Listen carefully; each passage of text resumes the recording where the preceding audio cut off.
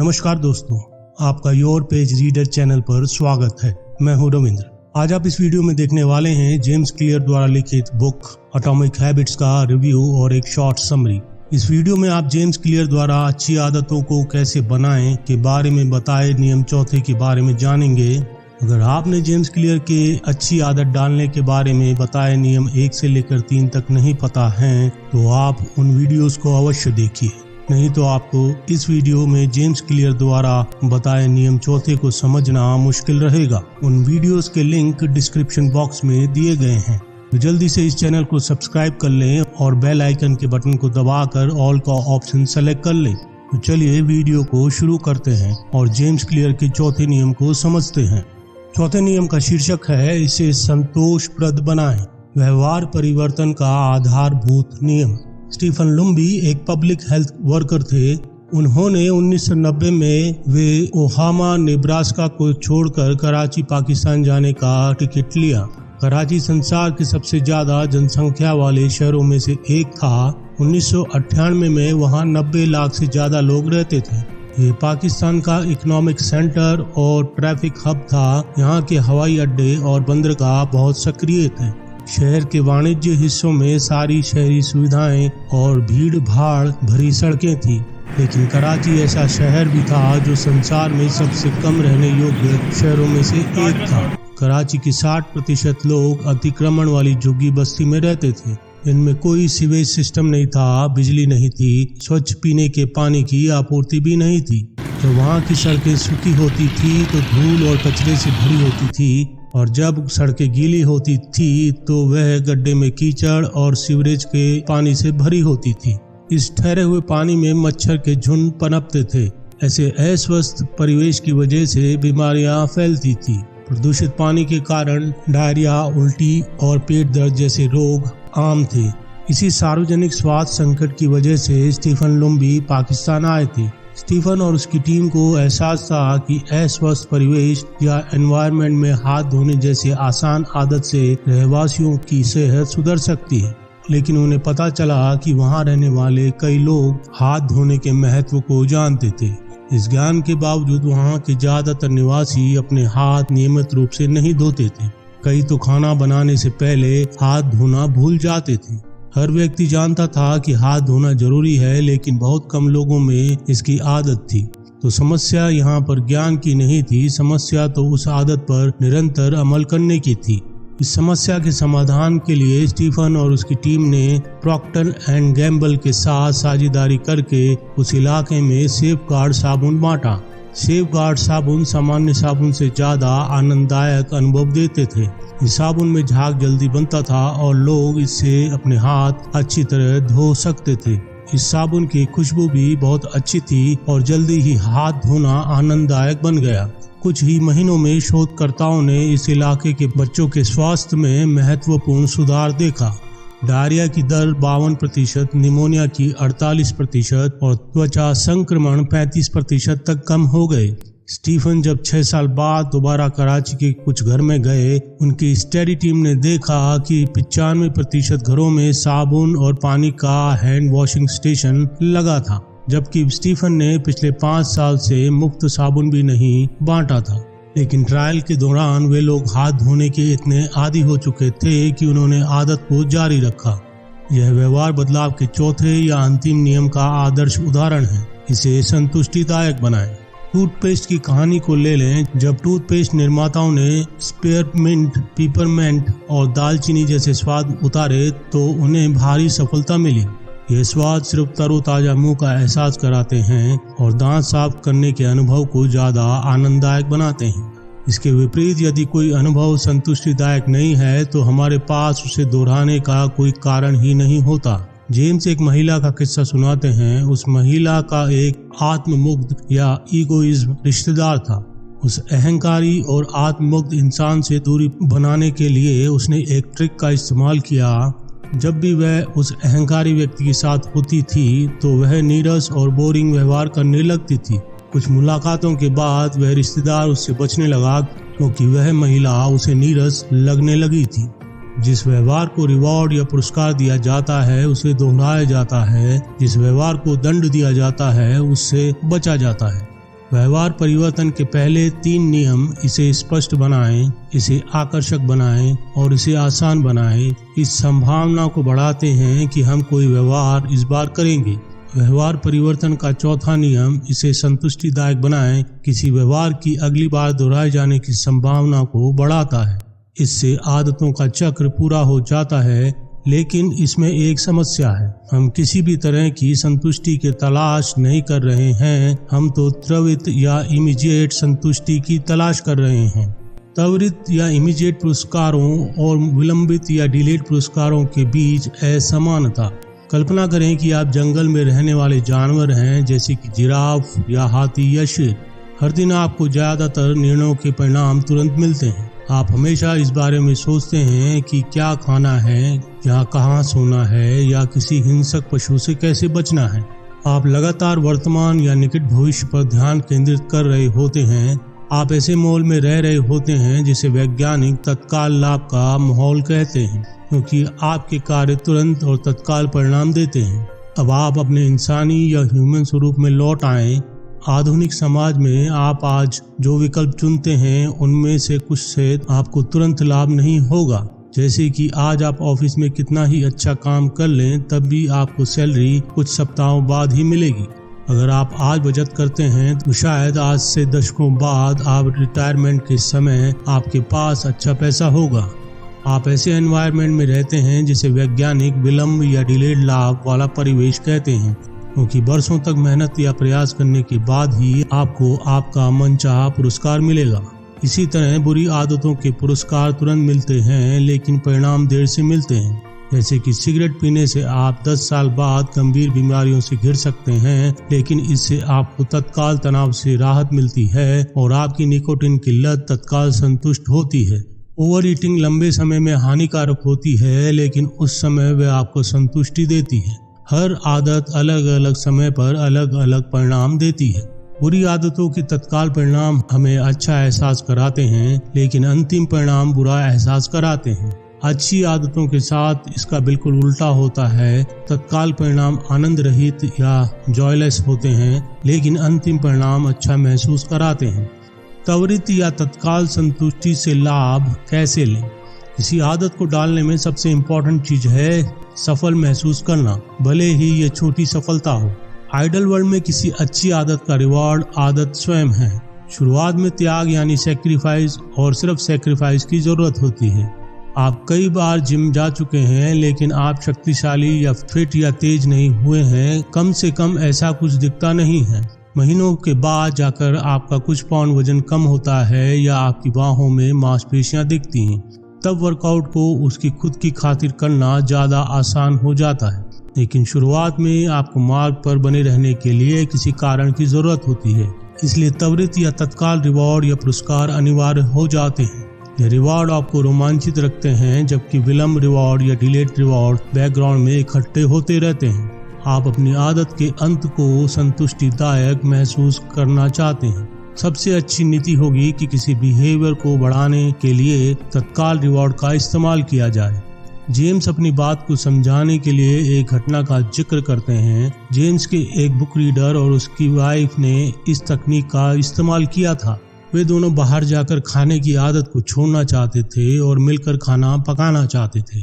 उन्होंने एक बचत खाता खोला और अपने उस बचत खाते को यूरोप की सैर का नाम दिया। जब वे दोनों बाहर खाना खाने के विचार को खारिज या टालते थे, तो उस बचत खाते में $50 जमा कर देते थे।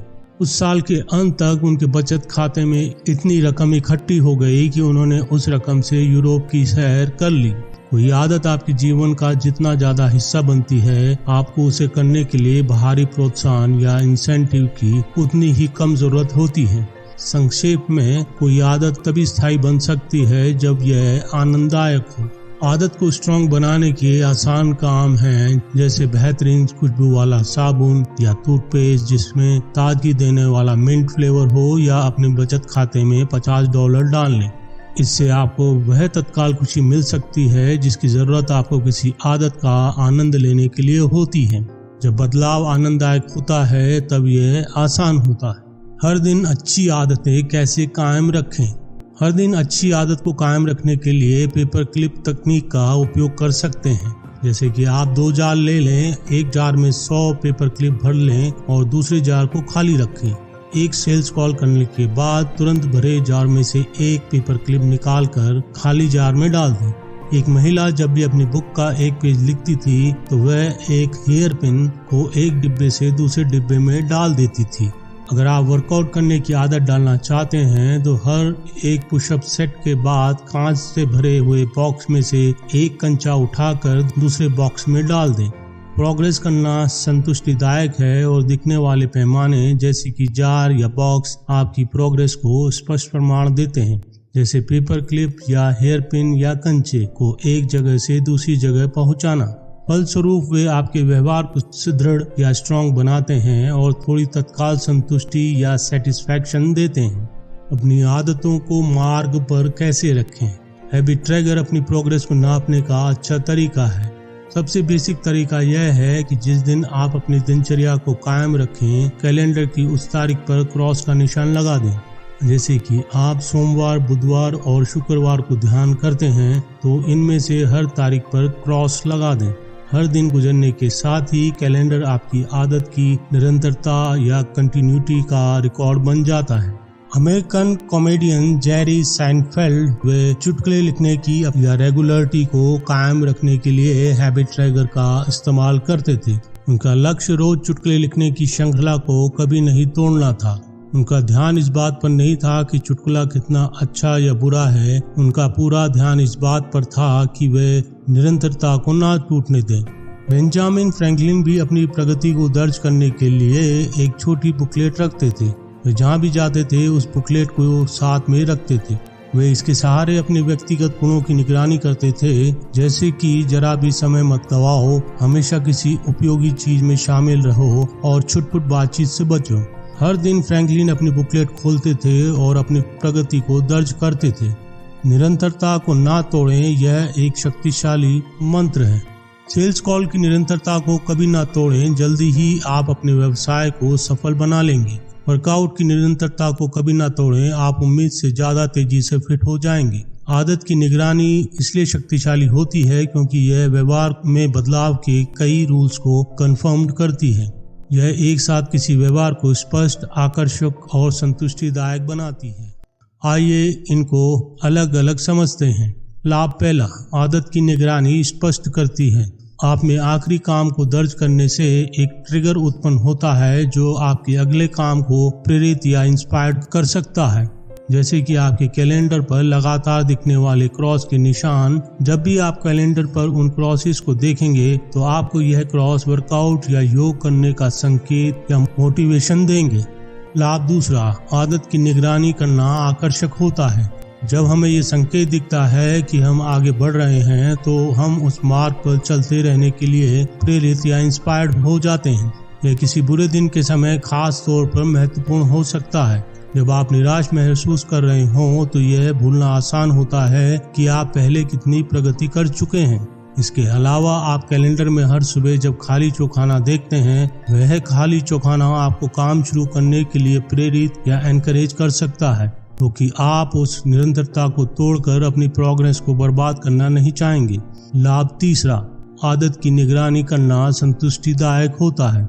यह सबसे महत्वपूर्ण लाभ है। निगरानी अपना पुरस्कार खुद बन सकती है। अपनी कार्य सूची से एक चीज को काटना, कैलेंडर में क्रॉस लगाना, पेपर क्लिप या हेयर पिन एक जार से दूसरे जार में डालना संतुष्टिदायक होता है। कम शब्दों में आदतों की निगरानी को समझें। पहले तो ये आपको एक दिखने वाला संकेत देती है जो आपको काम करने की याद दिलाता है। दूसरा, इंटरनली या आंतरिक रूप से मोटिवेशनल होती है, क्योंकि आप देखते हैं कि आप कितनी प्रोग्रेस कर रहे हैं और इसे गंवाना नहीं चाहते। और तीसरा, यह आपको संतुष्टिदायक महसूस कराता है जब भी आप अपनी आदत के एक और सफल उदाहरण को दर्ज करते हैं। जब आपकी आदतें पटरी से उतरें तो जल्दी कैसे उभरें। चाहे आपकी आदतें कितनी भी नियमित या निरंतर हो, यह तय है कि जीवन किसी न किसी दिन इसमें बाधा डालेगा। जैसे कि आप बीमार पड़ सकते हैं, आपके ऑफिस के काम से यात्रा करनी पड़ सकती है, या आपके परिवार को आपके थोड़े ज्यादा समय की जरूरत पड़ सकती है। शायद आप एक बार पिज्जा खा सकते हैं, लेकिन उसके बाद आपको स्वस्थ आहार खाना चाहिए। पहली गलती आपको बर्बाद नहीं करती, पहली गलती के बाद दोहराई गई गलतियों का चक्र या लूप आपको बर्बाद कर सकता है। एक बार चूकना तो दुर्घटना या संयोग है, 2 बार चूकना एक नई आदत की शुरुआत है।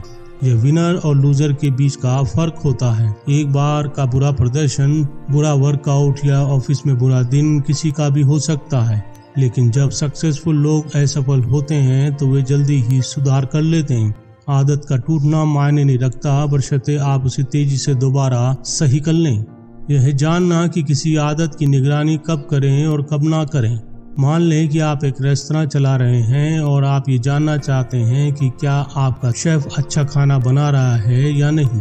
सफलता को मापने का एक तरीका इस बात की निगरानी करना है कि कितने ग्राहक हर दिन भोजन का बिल चुकाते हैं। अगर ज्यादा ग्राहक आते हैं तो भोजन अच्छा है, अगर कम ग्राहक आते हैं तो भोजन अच्छा नहीं है। लेकिन इसके बजाय इस बात की निगरानी करना ज्यादा प्रभावी हो सकता है कि कितने ग्राहक अपने फूड को पूरा खाते हैं, या शायद उदारता से टिप देने वाले ग्राहकों की प्रतिशत की निगरानी करना भी ज्यादा सार्थक हो सकता है।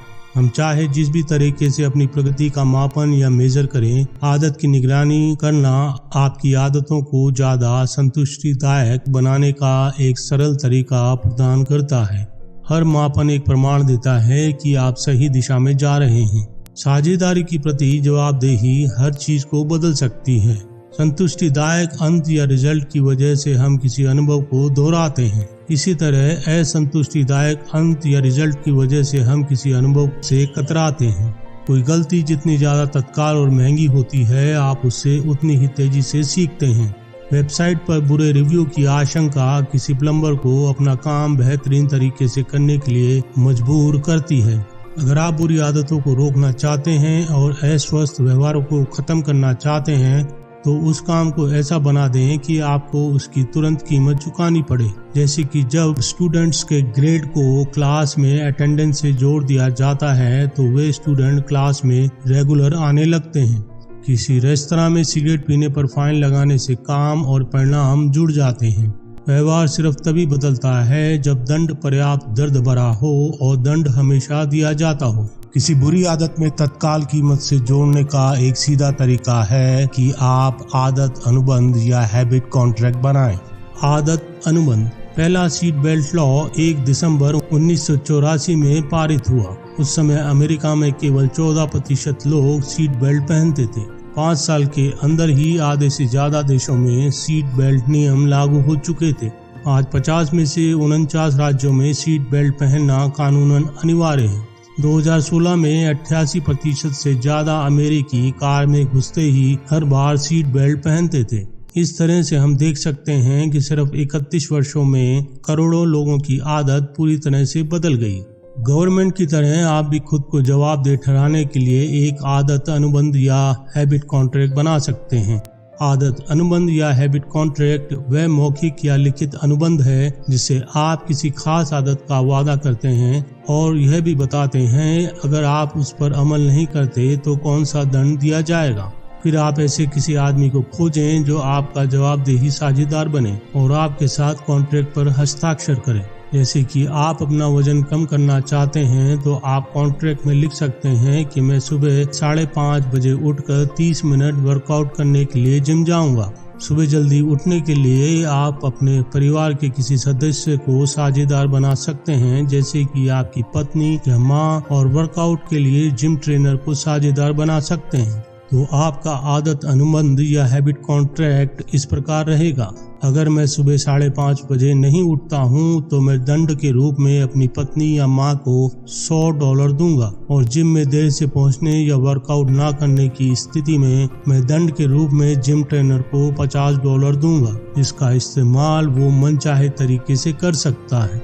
हम अपने आसपास के लोगों की राय की परवाह करते हैं क्योंकि दूसरों द्वारा पसंद किए जाना हमें अच्छा लगता है। इसी वजह से जवाबदेही साझेदार खोजना या आदत अनुबंध पर हस्ताक्षर करना इतनी अच्छी तरह काम करता है। उन्नत रणनीतियाँ। अच्छे से बेहतरीन तक कैसे पहुँचें। प्रतिभा का सच। जीन्स कब इम्पोर्टेंट होते हैं और कब नहीं। हम अपने जीन्स को आसानी से नहीं बदल सकते। इसका मतलब कि वे अनुकूल परिस्थिति में जबरदस्त फायदा पहुंचाते हैं और प्रतिकूल परिस्थिति में गंभीर नुकसान करते हैं। अगर आप बास्केटबॉल को नेट में डालना चाहते हैं तो 7 फुट लंबे होना बहुत उपयोगी होता है। दूसरी तरफ अगर आप जिम्नास्टिक करना चाहते हैं तो 7 फुट का कद काफी बड़ी बाधा होता है। इसलिए किसी प्रतिस्पर्धी क्षेत्र या कॉम्पिटिटिव फील्ड के टॉप पर रहने वाले लोग सिर्फ अच्छी तरह ट्रेंड ही नहीं होते बल्कि वे उस काम के लिए अच्छी तरह उपयुक्त या सूटेबल भी होते हैं। इसलिए अगर आप सचमुच महान बनना चाहते हैं तो ध्यान केंद्रित करने के लिए सही जगह चुनना अत्यंत महत्वपूर्ण होता है। संक्षेप में, जीन्स आपके भाग्य को तय नहीं करते, वे आपके अवसर के क्षेत्रों को तय करते हैं। जीन्स सिर्फ संभावना दर्शा सकते हैं लेकिन वे परिणाम तय नहीं कर सकते। जैसे कि माइकल फेल्प्स, जिन्होंने किसी भी स्विमर से ज्यादा ओलंपिक गोल्ड मेडल जीते हैं। उनकी लंबाई 6 फुट 4 इंच की है, जो कि तैराकी के लिए उपयुक्त या सुटेबल है। और दूसरी ओर अल गुरेज, जो कि मोरक्को के मध्यम दूरी के धावक हैं, उन्होंने 2 ओलंपिक स्वर्ण पदक जीते हैं। अल गुरेज 5 फुट 9 इंच लंबे हैं, जो कि धावक के लिए उपयुक्त या सुटेबल शारीरिक बनावट है।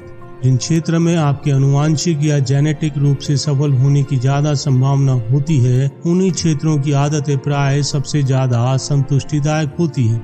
आपका व्यक्तित्व आपकी आदतों को किस तरह प्रभावित करता है। आपको ऐसी आदतें बनानी चाहिए जो आपके व्यक्तित्व के अनुकूल या फ्रेंडली हो।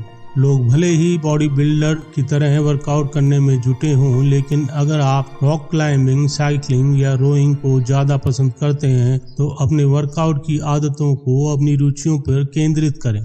अगर आप ज्यादा पढ़ना चाहते हैं तो इस बात पर शर्मिंदा ना हो कि आप नॉन फिक्शन के बजाय रोमांटिक नॉवेल्स को ज्यादा पसंद करते हैं। जो भी बुक का टॉपिक आपको सम्मोहित या आकर्षित करता है उसे ही पढ़ें। आपको ऐसी आदतें डालने की जरूरत नहीं है जो हर कोई आपसे आदत डालने को कहता है। सबसे लोकप्रिय आदतों को चुनने के बजाय उन आदतों को चुनें जो आपके लिए सर्वश्रेष्ठ रूप से उपयुक्त हो। अगर हम आदतों को स्थायी बनाना चाहते हैं तो उन्हें आनंददायक होने की जरूरत है। ये चौथे नियम के पीछे का आधारभूत विचार है। अपनी आदतों को अपने व्यक्तित्व के अनुरूप ढालना एक अच्छी शुरुआत है। ऐसा खेल खोजें जहां संभावनाएं आपके पक्ष में हों।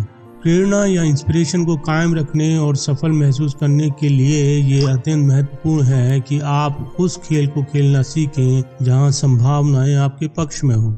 सिद्धांततः या प्रिंसिपली आप किसी भी चीज का आनंद ले सकते हैं, लेकिन प्रैक्टिकली आपको उन चीजों में ही आनंद आता है जिसे करना आपके लिए आसान है। जो लोग किसी क्षेत्र में एक्सपर्ट होते हैं उनमें उस क्षेत्र में ज्यादा सक्षम और कुशल होने की प्रवृत्ति होती है और फिर उनके अच्छे काम के लिए उनकी प्रशंसा होती है। वे इसलिए एनर्जेटिक बने रहते हैं क्योंकि वे वहां प्रगति कर रहे हैं जहां दूसरे लोग असफल हुए हैं। इसलिए भी क्योंकि इस वजह से उन्हें बेहतर वेतन और ज्यादा बड़े अवसरों का रिवॉर्ड मिलता है, जिससे वे ना सिर्फ ज्यादा खुश होते हैं बल्कि ज्यादा गुणवत्ता वाला काम करने के लिए प्रेरित होते हैं। यह एक अच्छा चक्र है। सही आदत को चुन लेंगे तो प्रगति आसान होगी, गलत आदत को चुनेंगे तो जीवन संघर्ष बन जाएगा। तो आप सही आदत कैसे चुनें? जवाब है, इसे आसान बनाएं। जब कोई आदत आसान होती है तो उसमें आपके सफल होने की संभावना ज्यादा होती है। जब आप सफल होते हैं तो आपकी संतुष्ट महसूस करने की संभावना ज्यादा होती है। समय कम होने के कारण आपके पास हर कैरियर में जाने या हर वाद्य यंत्र को बजाकर देखने के लिए ज्यादा समय नहीं होता। इस प्रॉब्लम को सुलझाने के लिए एक इफेक्टिव तरीका है और इसे पड़ताल या दोहन विनियम या रेगुलेशन कहा जाता है। इसमें लक्ष्य यह होता है कि कई संभावनाओं को आजमाया जाए, बहुत से विचारों पर शोध या रिसर्च किया जाए और एक चौड़ा जाल फेंका जाए। गूगल अपने एम्प्लॉयज से कहता है कि वे 80% समय वे वर्क वीक अपने आधिकारिक काम पर लगाएं और 20% समय अपने खुद के चुने हुए प्रोजेक्ट्स में लगाएं। इस नीति की वजह से ही एडवर्ड्स और जीमेल जैसी जबरदस्त प्रोडक्ट्स बन पाए हैं। सबसे बढ़िया नीति रहती है, अगर आपके पास ज्यादा समय है जैसे कि कैरियर की शुरुआत में, तो पड़ताल या एक्सप्लोर करने में ज्यादा समझदारी है, क्योंकि सही चीज मिलने पर आपके पास उसका दोहन या एक्सप्लॉयटेशन करने के लिए काफी समय होगा। अगर आपके पास समय कम है, जैसे किसी प्रोजेक्ट की डेडलाइन है, तो आपको अब तक मिले सर्वश्रेष्ठ समाधान या सॉल्यूशन पर अमल करके परिणाम हासिल करने चाहिए। अपने जीन्स का अधिकतम लाभ कैसे लें? जीन्स वेरिएशन मायने रखती है, इसलिए अपनी तुलना हर एक से करने के बजाय अपने आप से करना ज्यादा लाभकारी होता है। अपना ध्यान इस बात पर केंद्रित करें कि क्या आप अपनी खुद की क्षमता या एबिलिटी का पूरा यूज या दोहन कर रहे हैं। अगर आप मेहनत नहीं करते तो जीन्स आपको सफल नहीं बना सकते। आपके जिम ट्रेनर के पास हो सकता है बेहतर जीन्स हो, लेकिन उतनी कसरत किए बिना यह पता लगाना असंभव है कि आपके जीन्स उससे बेहतर है या बदतर है। आपकी आदतें लंबे समय तक संतुष्टिदायक बनी रहे, ये सुनिश्चित करने का बेहतरीन तरीका अपने व्यक्तित्व और योग्यताओं की सामंजस्य या कोऑर्डिनेशन वाले व्यवहार को चुनना है। उन चीजों पर कड़ी मेहनत करें जो आपको दूसरों से ज्यादा आसान लगती है।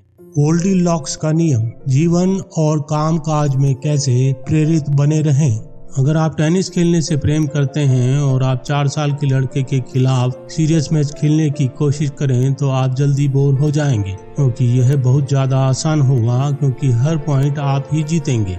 इसके विपरीत अगर आप रॉजर फेडरर या सेरेना विलियम्स जैसे प्रोफेशनल टेनिस खिलाड़ी के खिलाफ खेलें तो जल्दी ही आपकी प्रेरणा या इंस्पिरेशन चला जाएगा, क्योंकि मैच बहुत ज्यादा मुश्किल होगा।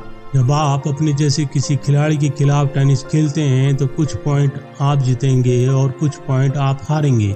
आपके पास जीतने का अच्छा मौका है, लेकिन तभी जब आप सचमुच कोशिश करें। आपका ध्यान केंद्रित हो जाता है, भटकाव दूर हो जाते हैं और आप हाथ के काम पर पूरी तरह एकाग्र हो जाते हैं। ये थोड़ी मुश्किल वाली चुनौती है और ये गोल्डीलॉक्स के नियम का आदर्श उदाहरण है। गोल्डीलॉक का नियम कहता है कि इंसान शिखर प्रेरणा का अनुभव तब करते हैं जब वे ऐसे काम कर रहे हों जो उनकी वर्तमान योग्यताओं की सरहद पर हो। बहुत ज्यादा मुश्किल नहीं, बहुत ज्यादा आसान नहीं, बस सही। जब आप कोई नई आदत शुरू करें तो व्यवहार और यथासंभव आसान रखना महत्वपूर्ण है, ताकि आप उस आदत को कायम रख सकें जब परिस्थितियां आपके खिलाफ हो। लेकिन यह महत्वपूर्ण है कि आप आदत पड़ने के बाद थोड़ी थोड़ी तरक्की करते रहें। ये छोटे छोटे सुधार और नई चुनौतियां आपको संलग्न या बिजी रखती हैं। अधिकतम प्रेरणा या इंस्पिरेशन हमें तब मिलती है जब सामने सिर्फ थोड़ी मुश्किल चुनौती हो। आपको नियमित रूप से ऐसे चैलेंजेस की तलाश करनी चाहिए जो आपको आगे की ओर धकेलें, साथ ही आपकी इंस्पिरेशन बनी रहे। बोरियत आत्म सुधार की खोज में शायद सबसे बड़ी खलनायक है। जब आप अपने लक्ष्यों पर काम करते समय बोर हो जाएं तो केंद्रित या फोकस्ड कैसे बने रहें।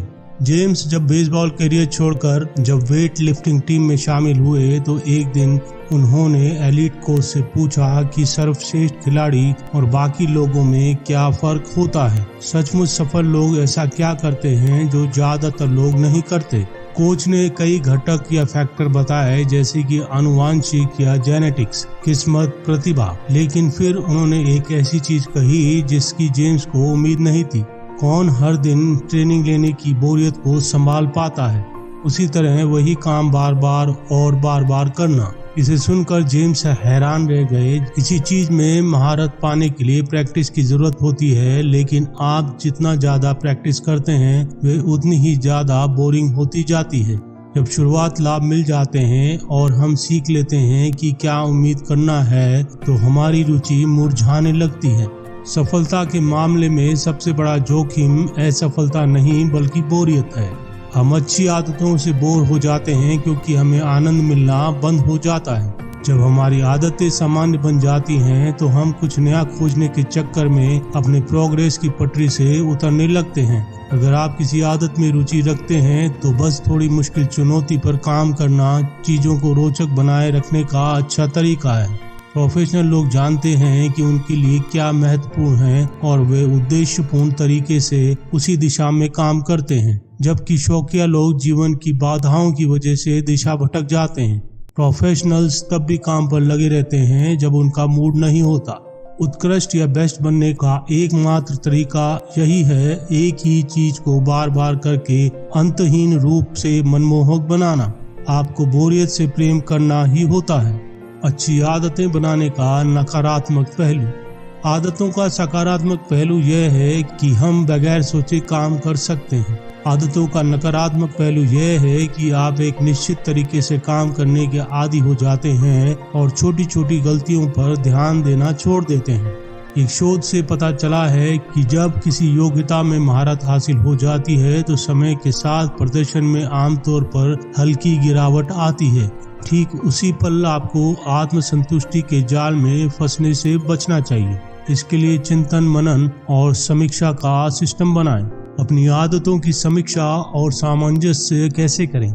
चिंतन, मनन और समीक्षा से सभी आदतों में दीर्घकालीन सुधार होता है, क्योंकि इससे आप अपनी गलतियों के बारे में जागरूक होते हैं और बेहतरी के संभावित मार्गों पर विचार करते हैं। कीनिया के धावक एलिड किपचोगे ऑल टाइम के महानतम धावकों में से एक थे और ओलंपिक गोल्ड मेडल विजेता भी हैं। आज भी वे अपनी हर प्रैक्टिस के बाद नोट्स बनाते हैं, जिसमें वे उस दिन के अपने प्रशिक्षण की समीक्षा करते हैं और उन क्षेत्रों की तलाश करते हैं जिन्हें सुधारा जा सकता है। जेम्स कहते हैं कि वे ऐसे एग्जीक्यूटिव और इन्वेस्टर्स को जानते हैं जो निर्णय जर्नल रखते हैं, जिसमें वे हर वीक लिए गए इम्पोर्टेंट डिसीजंस को दर्ज करते हैं। वे लिखते हैं कि उन्होंने वे निर्णय क्यों लिए और इनसे वे किन परिणामों की अपेक्षा करते हैं। यह बेहतरीन आदतें सीखने के बारे में नहीं है, उन्हें तराशने के बारे में है। अपनी आदतों की कभी समीक्षा ना करना कभी आईना ना देखने जैसा है। आप अपने दोषों के बारे में जागरूक ही नहीं होते जिन्हें आसानी से ठीक किया जा सकता है। ऐसी मान्यताएं तोड़ें जो आपको रोक कर रखती है। शुरुआत में किसी आदत को दोहराना आपकी मनचाही पहचान का प्रमाण बनाने के लिए अनिवार्य है। जब आप नई पहचान को जकड़ते हैं तो कुछ विश्वास आपको विकास के अगले स्तर तक पहुंचने से रोक सकते हैं, जैसे कि वह वरिष्ठ मैनेजर जो चीजों को अपने तरीके से करने पर अड़ा रहता है, वह बैंड जो जबरदस्त पहला एल्बम बनाता है और फिर वह उसी ढर्रे पर चलकर उसमें फंस कर रह जाता है। हम किसी पहचान को जितना ज्यादा कसकर पकड़ते हैं, उसके आगे विकास करना उतना ही ज्यादा मुश्किल हो जाता है। एक समाधान यह है कि हम अपनी पहचान के एक पहलू को अपने एग्जिस्टेंस या अस्तित्व का बड़ा हिस्सा बनाने से बचें, यानी कि अपनी पहचान को छोटा रखें, जैसे कि अनुभवी सैनिक और भूतपूर्व बिजनेसमैन के साथ होता है। अगर अपनी पहचान इस तरह से विश्वास में लिपटी हो कि मैं बेहतरीन सैनिक हूँ, तो आप रिटायरमेंट के बाद क्या करेंगे? पहचान के नष्ट होने से बचने के लिए अपनी पहचान को इस तरह परिभाषित करें कि आपकी खास भूमिका, जैसे कि बेहतरीन सैनिक होना, रिटायरमेंट के बाद भी आप अपनी पहचान के इम्पोर्टेंट पहलुओं को कायम रख पाएं। जैसे कि मैं बेहतरीन सैनिक हूँ को बदल कर इसे बना दें, मैं ऐसा व्यक्ति हूँ जो अनुशासित, विश्वसनीय और अपनी टीम का बेहतरीन व्यक्ति हूँ। पहचान को प्रभावी ढंग से चुनने से पहचान नाजुक के बजाय लचीली हो जाती है। इसी के साथ दोस्तों, जेम्स क्लियर की बुक एटॉमिक हैबिट्स का चौथा और अंतिम नियम का वीडियो यहाँ समाप्त होता है और हमारी एटॉमिक हैबिट्स की सीरीज भी यहाँ समाप्त होती है। अगर आप बुक पढ़ना पसंद करते हैं और बुक समरी वीडियोस देखना पसंद करते हैं तो हमारे चैनल योर पेज रीडर को सब्सक्राइब अवश्य कर लें, ताकि आने वाले वीडियोस का नोटिफिकेशन आपको मिलता रहे।